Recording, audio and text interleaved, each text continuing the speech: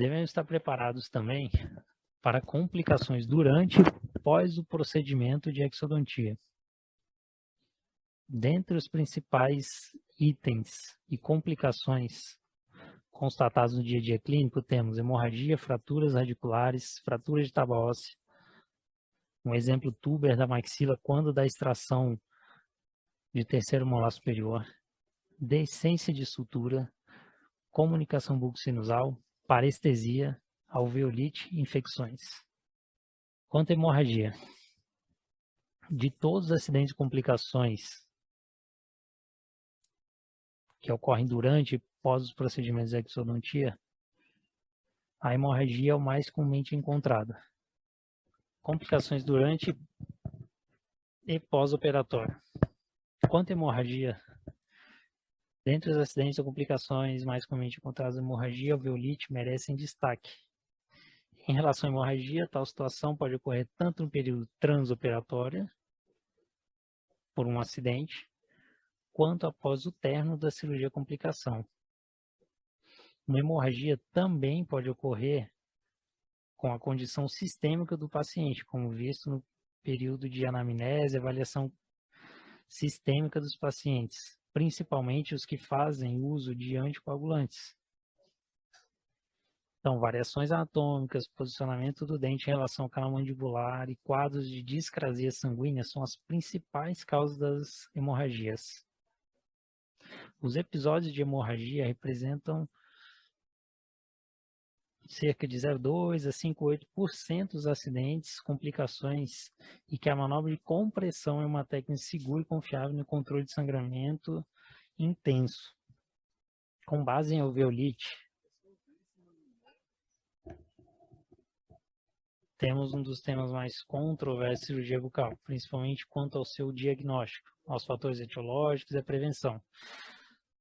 Define-se a alveolite como sendo uma dor intensa e latejante, incessante com o uso de analgésicos de rotina, com surgimento entre o segundo e quinto dia após a cirurgia, presença de odor fétido e ausência de tecido íntegro no interior do alvéolo.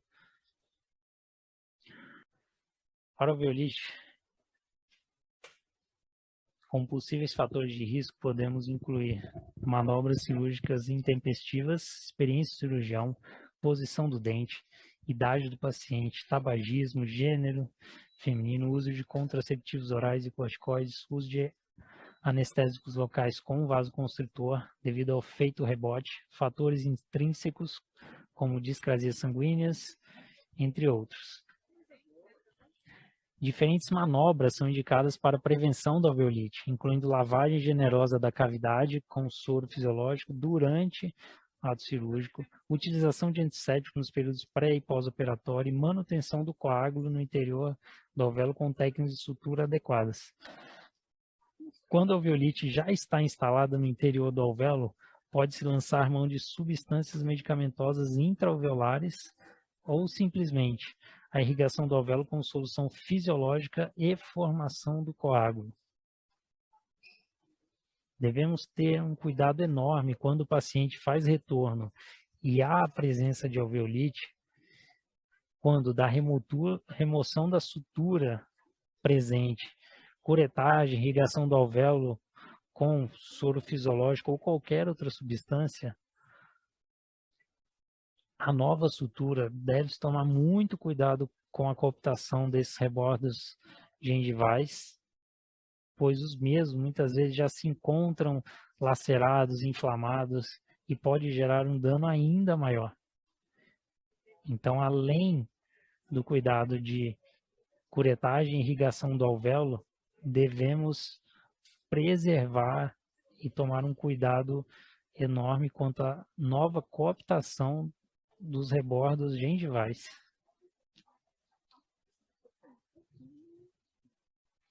Fraturas radiculares. Fraturas radiculares são as complicações encontradas com a segunda maior incidência em diversos estudos, sendo observado que os pacientes acima de 24 anos são os mais afetados.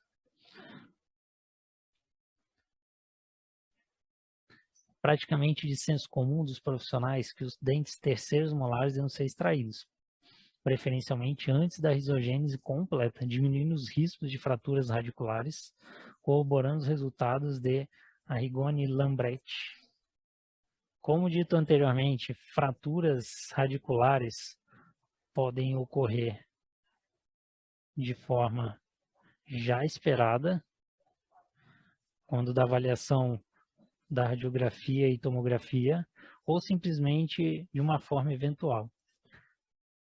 Quando ocorre a fratura radicular, o cirurgião dentista deve, no momento, no ato cirúrgico, decidir se, pelo risco-benefício, deve-se fazer a remoção daquele fragmento radicular. Caso seja um terceiro molar em que o ápice radicular não contaminado esteja muito próximo ao canal mandibular e o risco seja maior na sua curetagem, muitas vezes o profissional faz opção por deixar aquele ápice radicular e controle periódico clínico radiográfico posteriormente. Dentes tratados endodonticamente com fraturas coronárias geralmente apresentam uma incidência maior de fratura radicular durante o procedimento de exodontia. É evidente que as raízes fraturadas devam ser removidas sem dano aos tecidos adjacentes.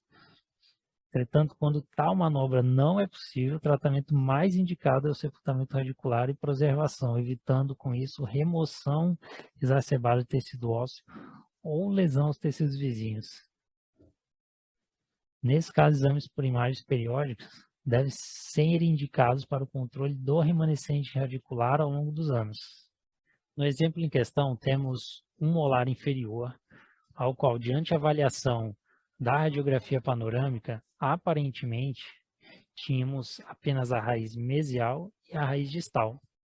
Durante o procedimento cirúrgico, houve a fratura de um ápice radicular, constatando que a raiz distal tinha divergência para 2 ápices.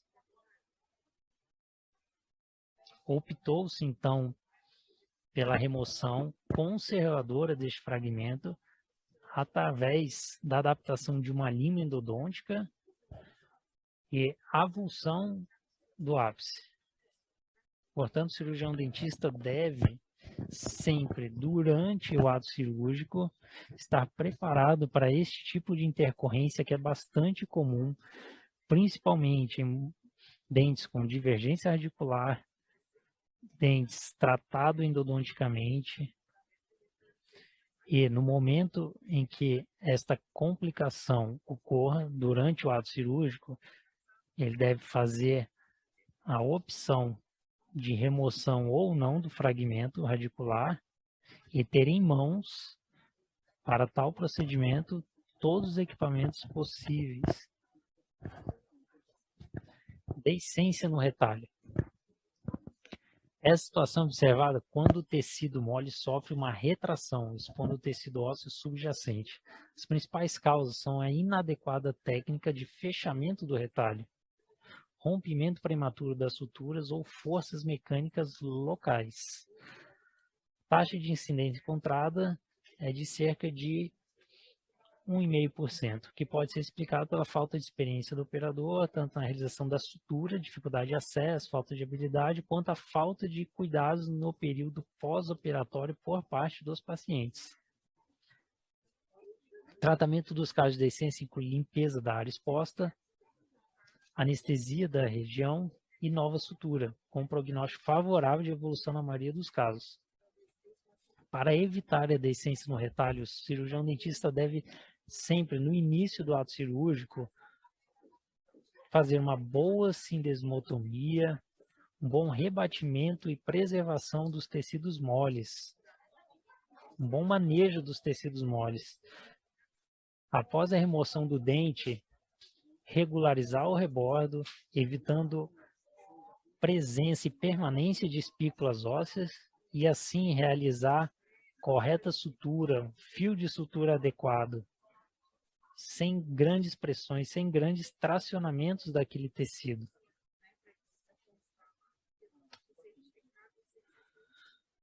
Comunicação buco-sinusal. Comunicação não tem uma grande incidência durante e pós os procedimentos cirúrgicos. E a comunicação bucosinusal é definida como qualquer abertura que se forma entre o seio maxilar e a cavidade bucal, podendo ocorrer no transoperatório e também no pós-operatório. Dentes com íntimo contato com o seio maxilar apresentam um elevado risco de lesionar a membrana sinusal durante as manobras de exodontia, devendo o tratamento das comunicações bucosinusais ser realizado de acordo com cada situação clínica. O tratamento deve ser feito de forma imediata, ou seja, fechamento da comunicação ocorrida durante a cirurgia deve ser realizado com o posicionamento de um retalho de espessura total sobre a comunicação através dos retalhos bucal, palatal, lingual ou pedículo do corpo adiposo da bochecha, entre outros. O importante é ter certeza da completa obliteração da ferida cirúrgica, evitando com isso comunicação bucosinusal tardia, que requer procedimentos cirúrgicos adicionais. Como orientações pós-operatórias aos pacientes, é essencial para o sucesso do mesmo, no tratamento dos primeiros dias de pós-operatório, evitar o uso de canudos, espirrar de boca aberta, não realizar bochechas, não assoar pelo nariz. Portanto, sempre que o dentista verificar a possibilidade de uma comunicação bucosinusal, deve-se fazer um procedimento cirúrgico muito mais conservador, modificando assim o acesso desde o início ao rebatimento do retalho até correta utilização dos equipamentos, sindesmótonos, leve luxação, evitando pressões apicais com as alavancas e uma boa sutura com cooptação dos rebotes gengivais ao final do procedimento. Parestesia.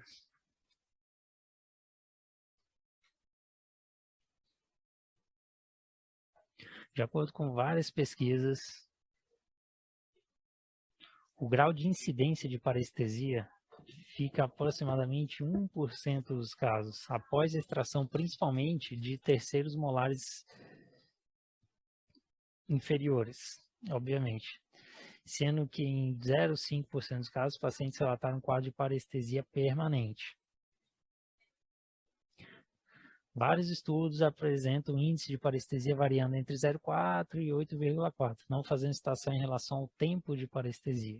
Afirmar ainda que o grau de impacção tem influência direta nos quadros de parestesia, demonstrando que dos 6 casos encontrados, 5 encontrados na posição 2C e um caso na posição 1C. Além de as posições mesioangulares e distanangulares apresentarem 2 vezes mais chances de provocarem algum grau de parestesia. Considerando danos ao nervo lingual, a manipulação excessiva do retalho e o uso inadequado dos instrumentais são as principais causas de parestesia. Que o índice de parestesia da região lingual pode variar de 0 a 23%. Em resumo, o cirurgião dentista avaliando terceiros molares inferiores deve avaliar sempre a posição dos mesmos, o grau de proximidade com o canal mandibular, idade do paciente, posição e conformação das raízes. Então, explicar de forma clara os riscos e efeitos colaterais daquele procedimento e o que pode acarretar no pós-exodontia dos terceiros molares inferiores. Fazer um termo de consentimento ao qual o paciente deve assinar e estar ciente dos efeitos colaterais e, após o procedimento, caso constate parestesia, já entrar com a correta medicação, aplicação de laser terapia e preservação do mesmo. Fraturas da tuberosidade maxilar.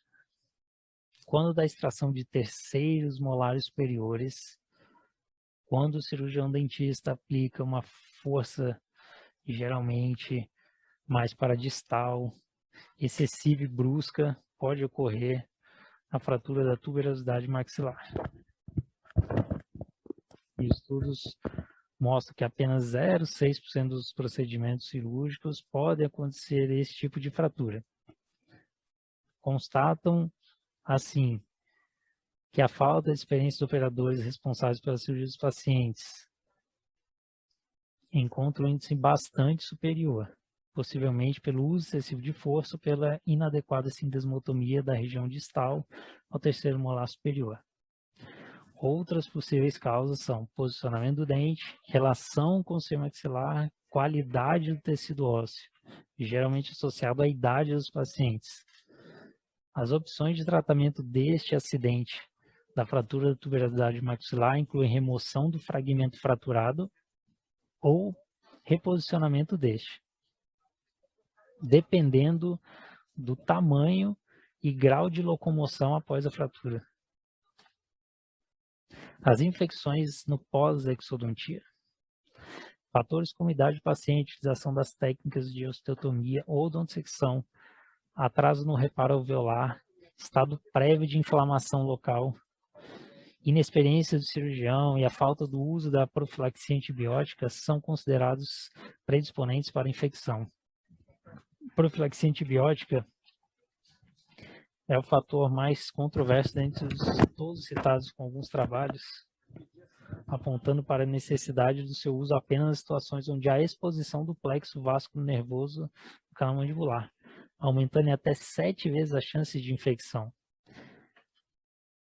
A taxa de infecção do presente estudo foi de 0,47%, enquanto que a descrita na literatura sugere uma avaliação entre 0,8 e 4,3. Isso possibilita concluir que, como citado anteriormente, o uso profilático dos antibióticos para a extração dos terceiros molares faz desnecessário que a experiência do cirurgião não é um fator fundamental para o estudo da infecção.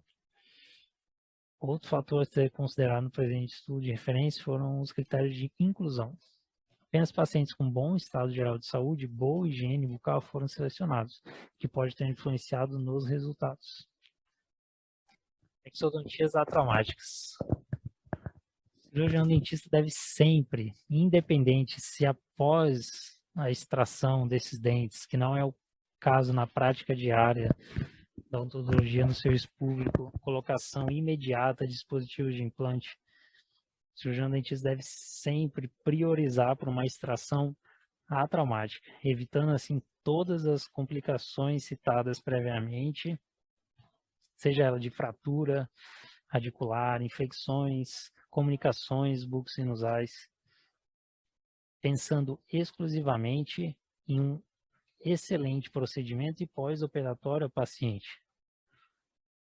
Para tal aplicação de exodontias atraumáticas, o cirurgião dentista deve ter um conhecimento apurado da técnica, fazer um bom diagnóstico e plano de tratamento e a utilização do correto instrumental. O sucesso da técnica está diretamente relacionado ao conhecimento das suas indicações e limitações de uso, assim como correta utilização de diferentes tipos de dispositivos.